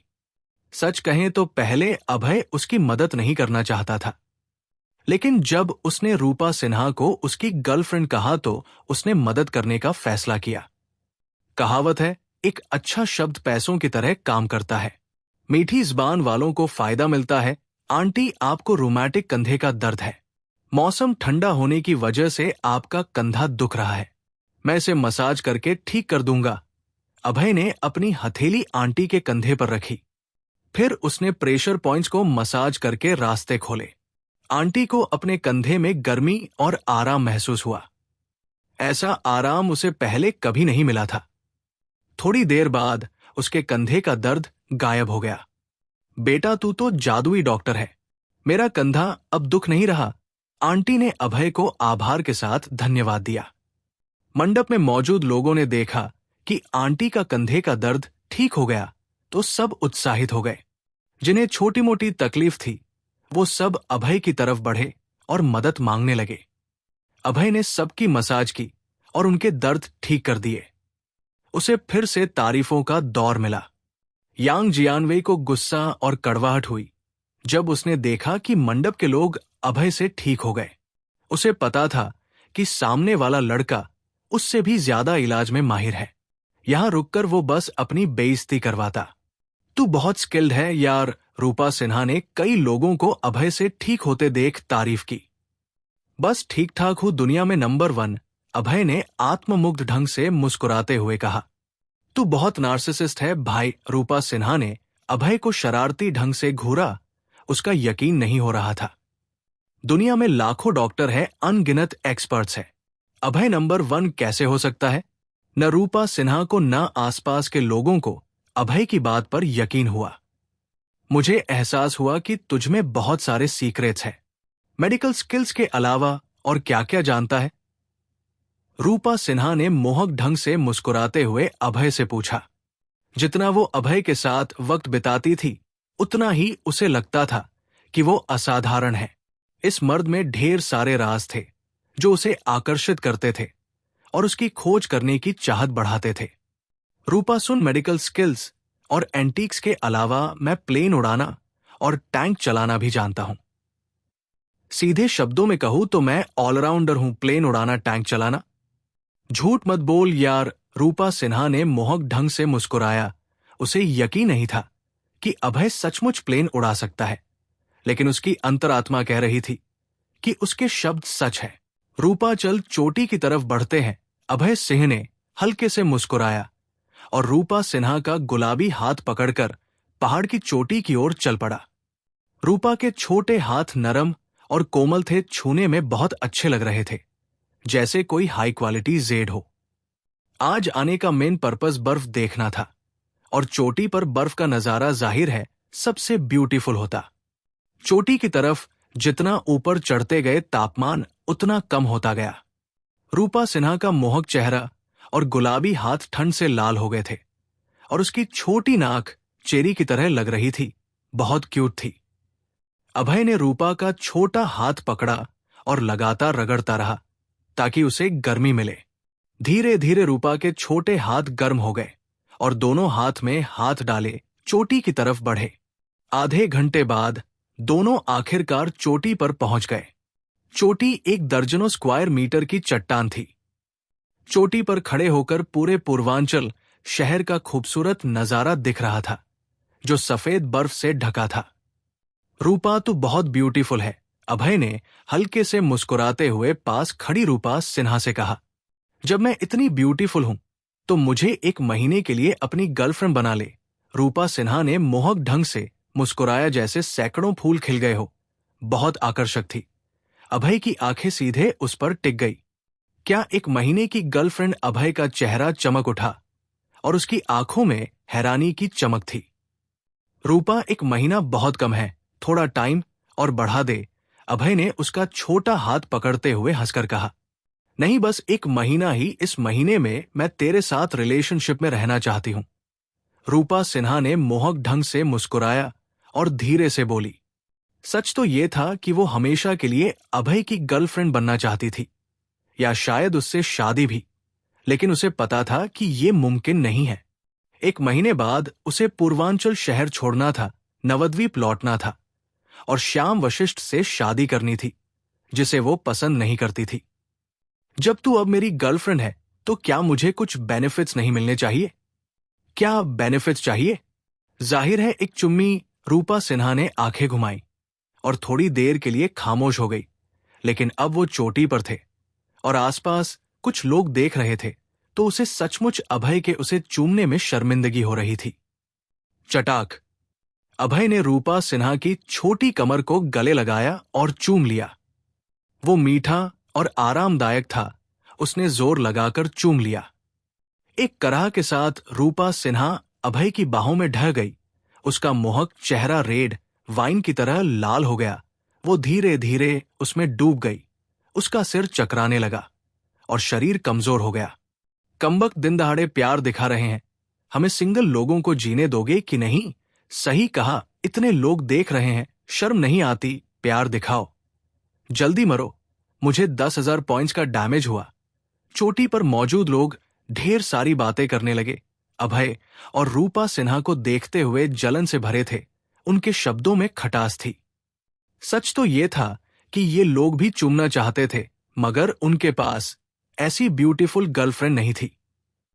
बहुत मीठा था, मैं इसके लिए 5 पॉइंट रेटिंग दूंगा। अभय के मुंह में अभी भी मिठास की हल्की झलक थी। उसने रूपा सिन्हा के छोटे मुंह को 5 पॉइंट्स दिए।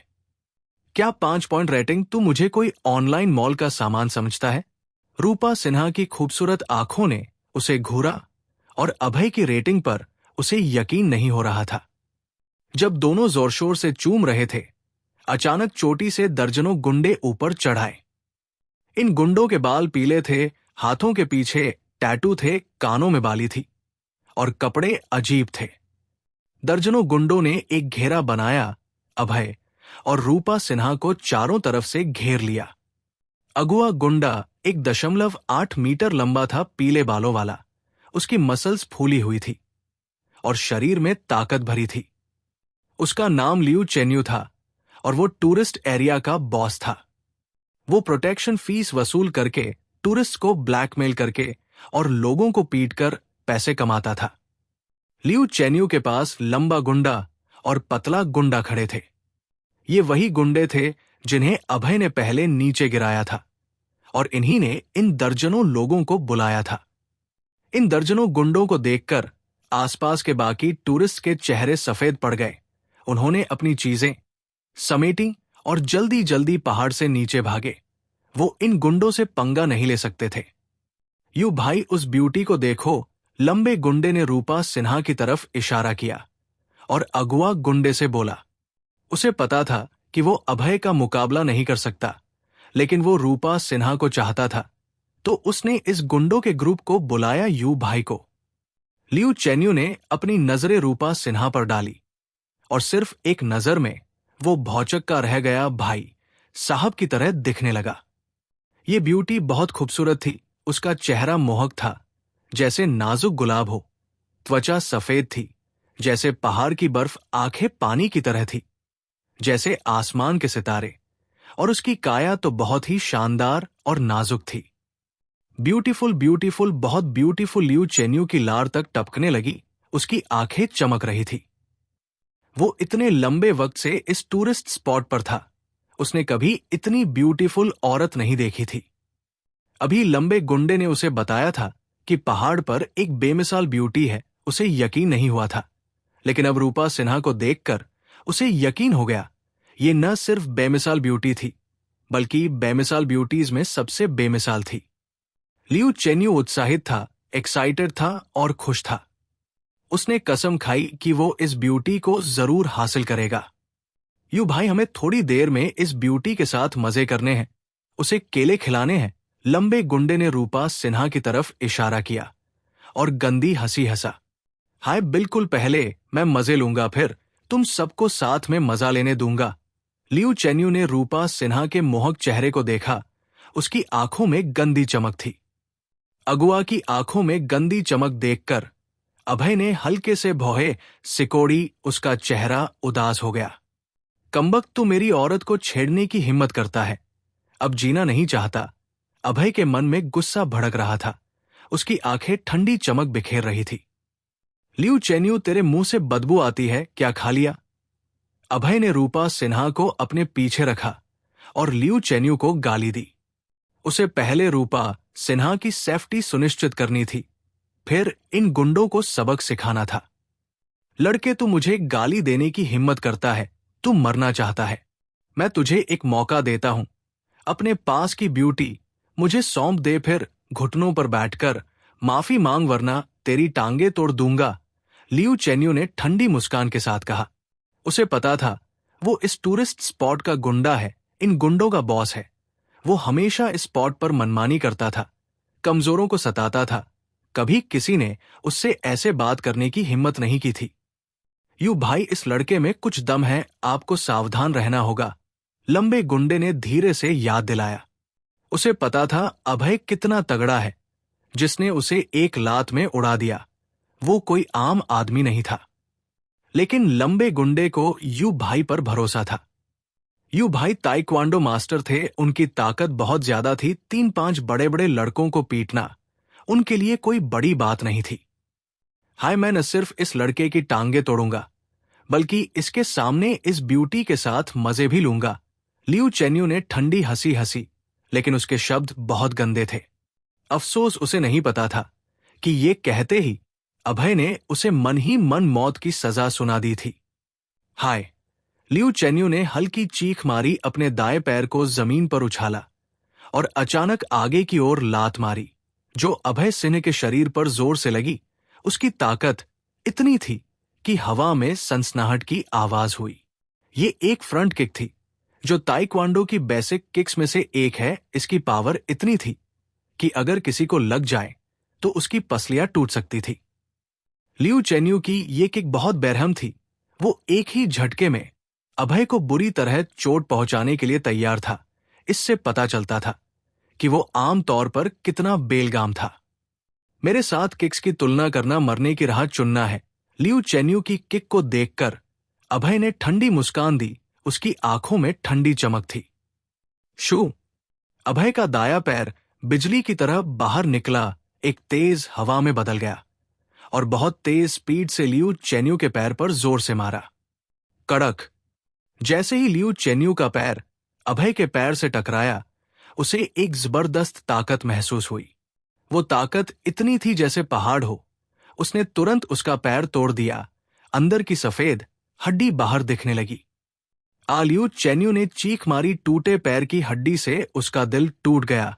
उसका चेहरा पीला पड़ गया और माथे से मूंगफली जितने पसीने की बूंदें टपकने लगी। किसका इंतजार कर रहे हो? सब साथ में चलो, इसे खत्म कर दो। लियू चेन्यू ने पैर के दर्द को सहते हुए अपने पीछे खड़े दर्जनों गुंडों से कहा। भाइयों, यू भाई का बदला लो। दर्जनों गुंडों ने अभय को घेर लिया और अपनी मुट्ठियों से उस पर हमला किया। सावधान! रूपा सिन्हा का मोहक चेहरा हल्का पीला पड़ गया। उसने जोर से चेतावनी दी। उसे पता था कि ये दर्जनों गुंडे बहुत खतरनाक है और उसे बहुत डर था कि अभय को कुछ हो न जाए। फिक्र मत कर, बस एक झुंड कमजोर मुर्गे हैं। अभय ने रूपा सिन्हा को देखकर मुस्कुराया। आसपास के दर्जनों गुंडों को उसने गंभीरता से नहीं लिया। उसके लिए दर्जनों गुंडे, क्या सौ गुंडे भी उसके सामने टिक नहीं सकते थे। शू! अभय ने अपने शरीर को हिलाया चीते की तरह और पलक झपकते ही दर्जनों गुंडों के बीच में पहुंच गया। एक किक से उसने सबसे आगे वाले गुंडे को उड़ा दिया। उसकी 7-8 हड्डियां टूट गई और वो पीछे वाले गुंडे से टकरा गया। एकदम से 4-5 लोग ढेर हो गए। Puff puff. अभय की वह प्लेग एक बवंडर की तरह थी जो चारों तरफ के गुंडों की ओर बढ़ी। थोड़ी देर में दर्जनों गुंडे जमीन पर पड़े थे।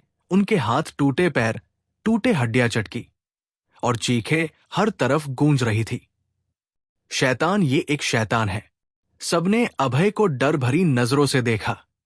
इस शख्स की ताकत उनकी उम्मीदों से बाहर थी।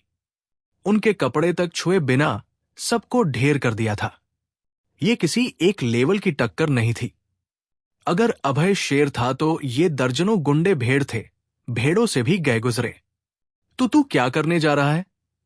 अभय को अपनी तरफ आते देख लियू चेन्यू का चेहरा बहुत बदल गया। वो डर गया। जाहिर है तुझे मारूंगा। अभय से ठंडा कातिलाना इरादा निकल रहा था। इस कमबख्त ने अभी रूपा सिन्हा को अपमानित करने की हिम्मत की थी और उसे अपवित्र करने की कोशिश भी। रूपा सिन्हा उसकी औरत थी और सामने वाला मरने का हकदार था। मैं टाइगर गैंग का मेंबर हूं, तू नहीं। लियू चेन्यू अपनी बात पूरी करने से पहले अभय ने उसकी गर्दन पकड़ ली। कड़क। अभय ने अपने दाएं हाथ से हल्का जोर लगाया और उसकी गला कुचल दिया। लियू चेन्यू की आंखें धुंधली हो गई। उसकी जिंदगी की सांस धीरे धीरे खत्म हो गई।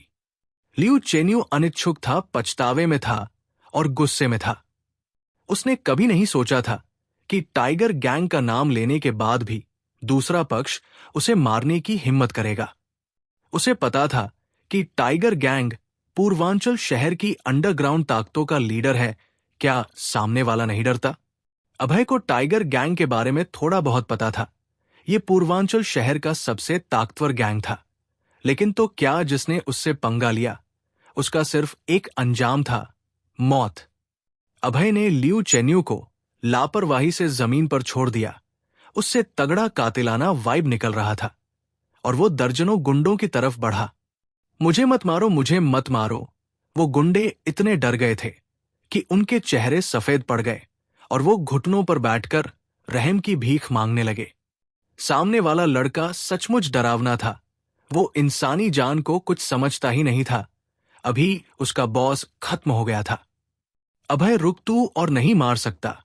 रूपा सिन्हा का मोहक चेहरा हल्का बदल गया। उसने जल्दी से अभय की बाह पकड़ ली। उसे पता था कि इंसानी जान कोई छोटी बात नहीं है और अभय को रोकना जरूरी है। हालांकि ये गुंडे बहुत नफरत करने लायक थे, लेकिन इनकी मौत का हक नहीं था। हालांकि एक लियू चेन्यू मर गया था, रूपा सिन्हा अपने रिश्तों से इसे दबा सकती थी, लेकिन अगर दर्जनों लोग मरते तो इसे दबाना नामुमकिन था। रूपा सिन्हा की परेशान नजरें देखकर अभय का शरीर कांप गया और उसके शरीर से कातिलाना वाइब धीरे धीरे कम हो गया। अरे, बैटलफील्ड सिंड्रोम फिर हो गया। अभय ने कड़वी मुस्कान दी। अभी गुस्से की वजह से उसके मन का कातिलाना इरादा जाग गया था। उसने अफ्रीका में बहुत सारे लोगों को मारा था। एक बार वो एक कबीले में घुसा था और 100 से ज्यादा लोगों को मार डाला था।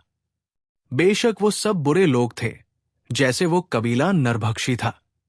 ठीक है, मैं इन लोगों को नहीं मारूंगा, लेकिन इन्हें सजा तो देनी होगी। अभय ने रूपा सिन्हा के गुलाबी हाथों को थपथपाया और हंसकर कहा। ताकतवर वाइब निकालते हुए वो गुंडों की तरफ कदमकदम बढ़ा, फिर अपना दाया पैर उठाया और गुंडों की डरी हुई आंखों के सामने उनकी सारी टांगें तोड़ दी। मौत की सजा से बच सकते हैं, लेकिन जिंदा रहते सजा से नहीं।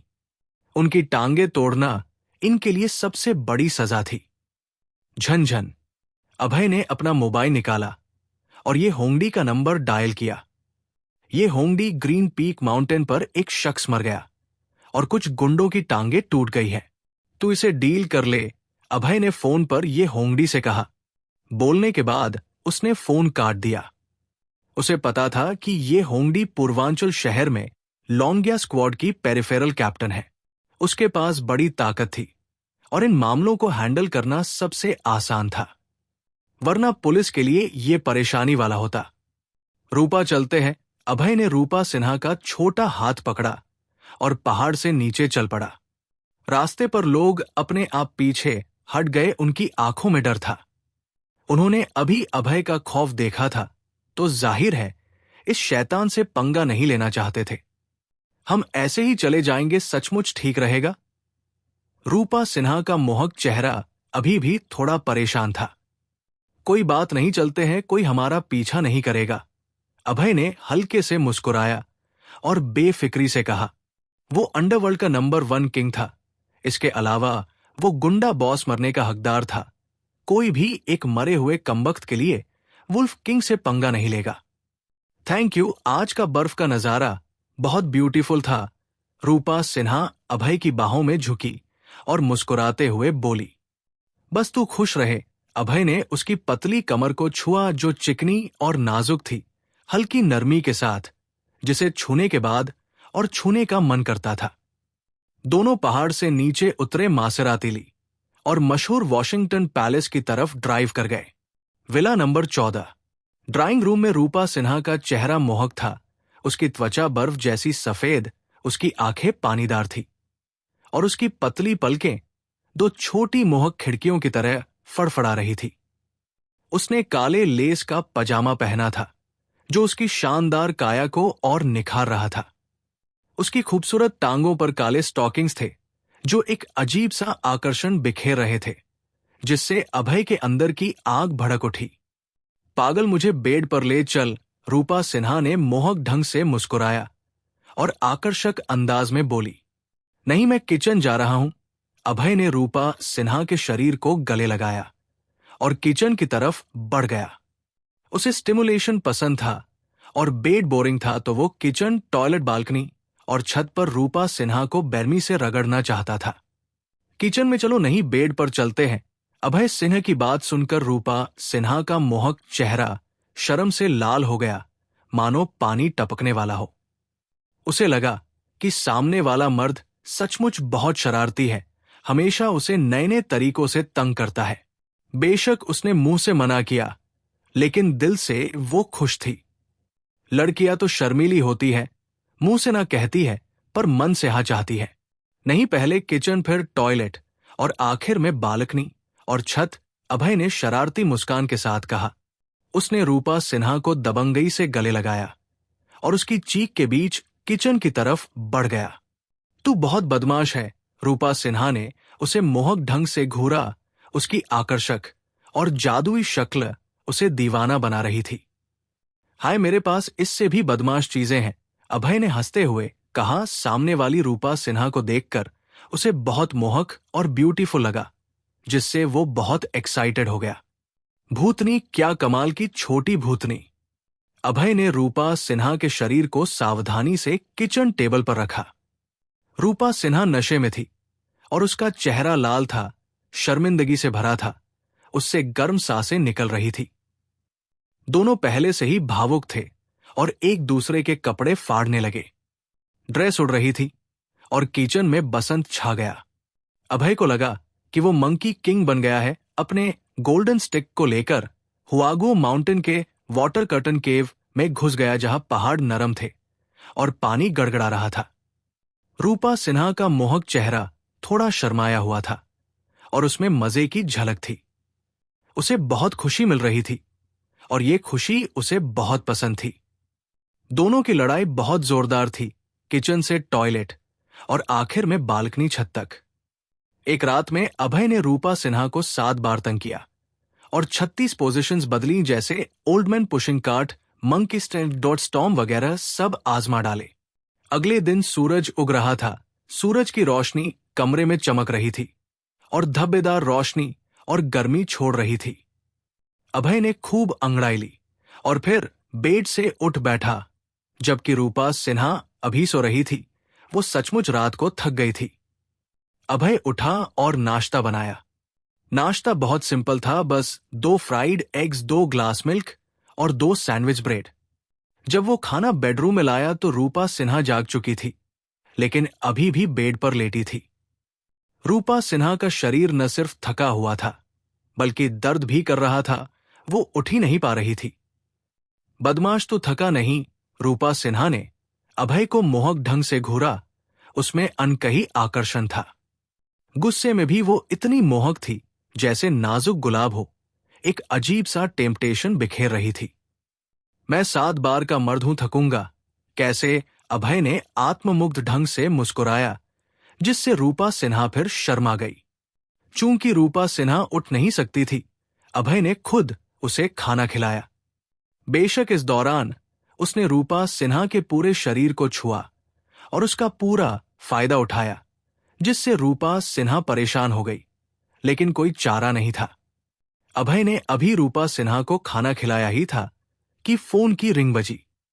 उसने फोन निकाला और चेक किया तो देखा कि शालिनी गुप्ता का कॉल था। वो चौंक गया और थोड़ा गिल्टी फील करने लगा। आखिर वो कल रात घर नहीं गया था और रूपा सिन्हा के साथ सारी रात पागलपन किया था, तो उसे थोड़ा गिल्ट हो रहा था। कौन कॉल कर रहा है? रूपा सिन्हा ने देखा कि अभय फोन नहीं उठा रहा। उसने अपने लाल होंठ हल्के से सिकोड़ते हुए पूछा। कंपनी से कॉल है, मुझे काम पर बुला रहे हैं, अभय ने बहाना बनाया और ये नहीं बताया कि शालिनी गुप्ता का कॉल था। उसे पता था कि रूपा सिन्हा और शालिनी गुप्ता की नहीं बनती। अगर उन्हें एक दूसरे का पता चल गया तो ब्रेकिंग न्यूज बन जाती। अभय की बात पर रूपा सिन्हा को कोई शक नहीं हुआ। हालांकि उसका IQ 280 का था और वो जीनियस थी, लेकिन अभी वो प्यार में थी। प्यार में पड़ी लड़की का IQ 0 के करीब होता है और वो मर्द की हर बात पर यकीन करती है। जब कंपनी का फोन है तो जल्दी काम पर जा, रूपा सिन्हा ने मोहक ढंग से मुस्कुराते हुए कहा। रूपा, मैं एक दिन की छुट्टी ले लूं और तेरा साथ दूं। अभय को थोड़ा अजीब लगा। खा पी कर मुंह पोंछ कर चले जाना उसकी इज्जत नहीं बचती थी। काम पर जाना जरूरी है, जल्दी जा और रात को मुझे साथ देने आना मत भूलना। रूपा सिन्हा ने हाथ हिलाया, अभय को जल्दी जाने को कहा। ठीक है, रात को तुझसे मिलने आऊंगा, अभय ने हंसते हुए कहा। फिर रूपा सिन्हा के लाल होठों को चूमा और हाथ हिलाकर चला गया। दुश्मन तू सचमुच मेरा दुश्मन है। अभय की जाती हुई पीठ को देखते हुए रूपा सिन्हा का चेहरा शर्म से भर गया, जैसे अभी अभी प्यार में पड़ी छोटी लड़की हो। छोटी रूपा, तू प्यार में पड़ गई, उसने अपने आप से कहा। उसका छोटा दिल हिरन की तरह धड़क रहा था। अभय विला नंबर 14 से बाहर निकला, टैक्सी ली और हिम शिखर ग्रुप की तरफ बढ़ गया। थोड़ी देर में वो हिम शिखर ग्रुप पहुंच गया। सेल्स डिपार्टमेंट में घुसते ही उसे प्रिया शर्मा ने रोक लिया। प्रिया शर्मा का चेहरा चमक रहा था। उसकी त्वचा क्रिस्टल की तरह साफ थी और मुंह पर हल्की लिपस्टिक थी। आज उसने क्यूट बिजनेस ड्रेस पहनी थी जो उसकी शानदार काया को और आकर्षक बना रही थी। उसका सीना पपीते की तरह बाहर उछलने को तैयार लग रहा था। अभय सिंह, आखिरकार तू काम पर आया, प्रिया शर्मा ने अभय को बुलाया। उसकी आंखों में हल्की नाराजगी थी। उसे सामने वाले मर्द से बहुत शिकायत थी। पिछली बार उसने उसे चूमा था, फिर इतने दिन तक कांटेक्ट नहीं किया, जिससे वो हर दिन उसे मिस करती थी। शर्मा दीदी, आपको क्या हुआ? अभय ने थोड़ा शर्मिंदगी से कहा। सामने वाली ब्यूटी के लिए वो बहुत आभारी था और उसका थोड़ा सम्मान भी करता था। जब वो सबसे मुश्किल वक्त में था, तब इसी ब्यूटी ने उसकी मदद की थी और उसे सेल्स डिपार्टमेंट में लिया था। लेकिन पिछली बार कैंटीन में अभय ने प्रिया शर्मा का बॉयफ्रेंड बनने का ढोंग किया था और उसे चूम भी लिया था, जिससे उसे थोड़ी शर्मिंदगी हो रही थी। मैं आज रात डिनर ट्रीट दे रही हूं जिंगजियांग होटल में, ऑफिस के बाद आना मत भूलना, प्रिया शर्मा ने हल्की नाराजगी के साथ कहा। शर्मा दीदी, आप ट्रीट क्यों दे रही हैं? अभय थोड़ा कंफ्यूज था। सच कहें तो वो ऑफिस के बाद खाना नहीं खाना चाहता था। क्यों? क्योंकि उसने रूपा सिन्हा से वादा किया था कि ऑफिस के बाद उसके घर जाकर उसे साथ देगा। अभय सिंह, तू भूल गया, मैंने नववर्ष समारोह से पहले कहा था कि अगर तू पहला स्थान जीत लेगा तो मैं तुझे डिनर ट्रीट दूंगी, प्रिया शर्मा ने लाल होंठ हल्के से उठाते हुए थोड़े गुस्से में कहा। अभय भी कमाल है, इतनी जरूरी बात कैसे भूल सकता है? वो एक ब्यूटीफुल लड़की है। जब कोई ब्यूटी ट्रीट दे रही हो तो उसे साफ साफ याद रखना चाहिए ये भूल कैसे गया। सॉरी शर्मा दीदी, मैं आज रात ऑफिस के बाद आपके साथ डिनर करूंगा। प्रिया शर्मा को थोड़ा गुस्सा देखकर अभय ने जल्दी से कहा। उसे प्रिया शर्मा से अच्छा लगाव था तो जाहिर है वो उसे नाराज नहीं करना चाहता था। अभय ने फैसला कर लिया था कि शाम को ऑफिस के बाद प्रिया शर्मा के साथ डिनर करेगा, फिर रूपा सिन्हा के पास जाएगा। वैसे अभय सिन्हा प्रेसिडेंट अभी सेल्स डिपार्टमेंट में आई थी और उसने कहा कि तू कंपनी आए तो प्रेसिडेंट ऑफिस में उससे मिल। प्रिया शर्मा को अचानक शालिनी गुप्ता की बात याद आई और उसने मुस्कुराते हुए कहा, प्रेसिडेंट ऑफिस में जाना? प्रिया शर्मा की बात सुनकर अभय का चेहरा बदल गया। उसका चेहरा थोड़ा अजीब हो गया। शर्मा दीदी, मैं अभी जाता हूं। अभय ने सिर हिलाया और गिल्ट भरे चेहरे के साथ प्रेसिडेंट ऑफिस की तरफ बढ़ गया।